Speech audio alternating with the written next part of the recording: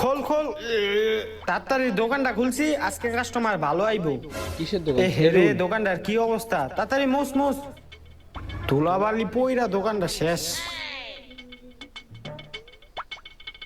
ওইব বহুত কাম করে লাইছি। ওই বেটা একটা কাস্টমার বাজে নাই। এখন কাস্টমার নাই।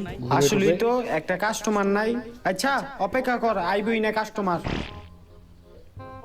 ভাই এই কাস্টমার কাস্টমার আইছে। আইছে। এই কাস্টমারের সিটটা রেডি কর। আসেন ভাই আসেন, আপনি আসেন এখানে বসেন।